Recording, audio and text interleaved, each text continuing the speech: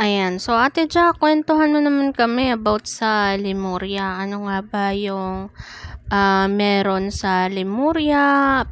Ano nga ba yun, no? Ano nga ba yung Lemuria?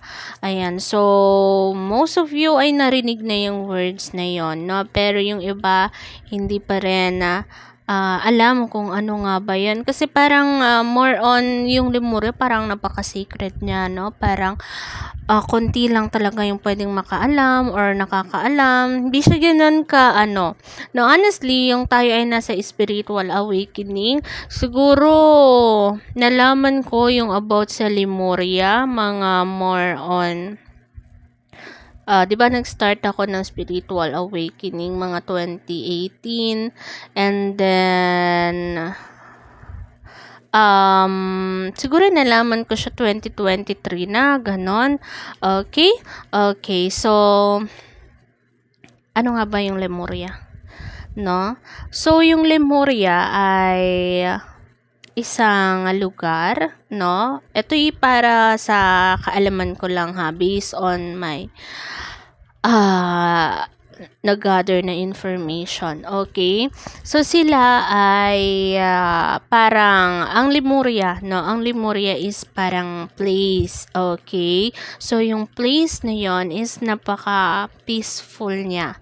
Okay? At ang nangingibabaw doon, kaya siya peaceful kasi it's more on love and light. Parang ganon, no? Oo.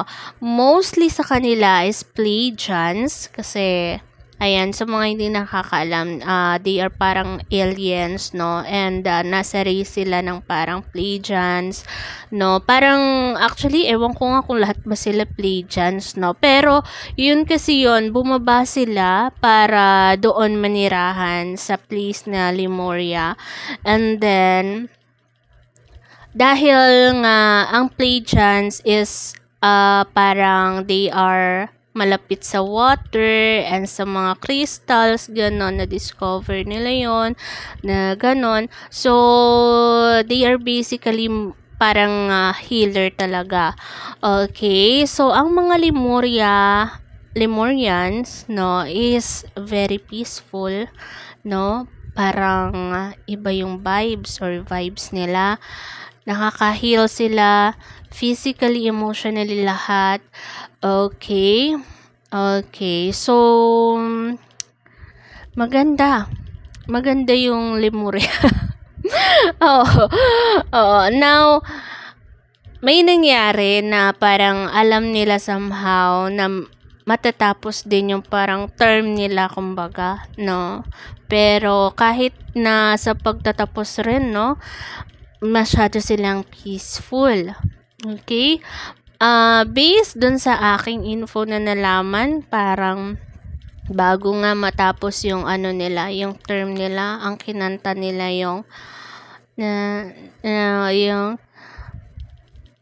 na na na na na na na na na na na na na na. Hindi ko alam yung title pero ganon, like nag-gather sila to sing that song. Tapos bago mawala na yung Lemurian, no? Bakit ba kasi nawala, no? Parang next sa kanila na term is yung Atlantis, mga Atlanticians, mga ganon. Ang Atlantis kasi is more on masculine energy, no? So, actually, high-tech din naman yung Lemurian, pero they are more on into healing. Kaya lang kasi yung mga Atlantis, they are more on sa parang innovation, ganyan. Ganun. So, ganun. So, bago rin pala mawala yung Lemuria, sila, dahil nga syempre importante yung healing, alam nila makakatulong yon, no, sa mga tao someday, sa mga nangangailangan, no.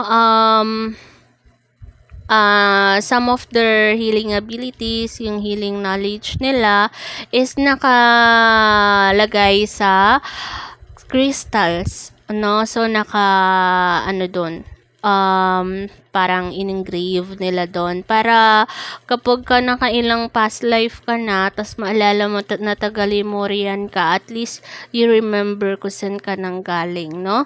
Oo, so ganon. Tapos ano pa, no?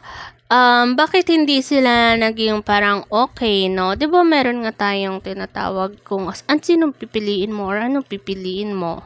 Utak mo or puso mo, ganyan, no? Oo, so parang anong nangyari doon, ganun eh, no? Parang natapos na yung Lemurian kasi parang mas iniintindi nila yung love and light and healing kaysa sa mga innovations, no? Although yeah, they are modern din naman, pero kasi focus nila talaga ay sa healing eh, no? Tas parang sa growth, ganun. Unlike sa mga Atlantis na parang, syempre kapag ka lalaki masyadong egoistic, ganun, no? So, ganon. Actually, may past life ako sa Lemurian, no? Oo. As a Pleiadian, no? I can connect yung mga Pleiadians until now nga. Kaya, isa yun sa ability ni Ate Cha. Pero, hindi ako masyadong nagdi-dig in pa. Hindi kasi ganun kadali, no? Kasi aside sa akala nyo ba kapag kayo ay bumabalik sa nakaraan, it is like parang happy memories lang, no? Kasi pati yung sadness, yung pain, yung the way ka mag-think, yung weaknesses mo, naungkat din kasi yun, no? So that's why hindi rin ganun kadali, no? And ano pa ba? Ano pa ang meron sa Lemuria, Ate Ja? Aside sa matriarchal ba yung tawag sa ganon, yung ganon na masyado silang parang mafe-feel mo yung motherly love, yung unconditional love, ganon. They are parang simple lang din, no? Oo, wala lang komplikado, ganon, no? Kumbaga parang di ka marunong mag-math, okay lang. Ganon. Honestly, hindi ako masyado sa math. Ewan ko kung ako lang. Pero masyadong manly yung math, no? Oo. Ewan ko kung ba't ko nasama iyon. Pero, again, kapag ka sa, hindi naman ganun kailangan, no? Oo. Ewan ko ba't ako masyadong naapektuhan kapag Lemurian na yung topic, Lemuria, no? Ngayon lang ako nag-open about sa mga ganito. Actually, marami pa tayong hindi nasasabi, pero yun nga, no?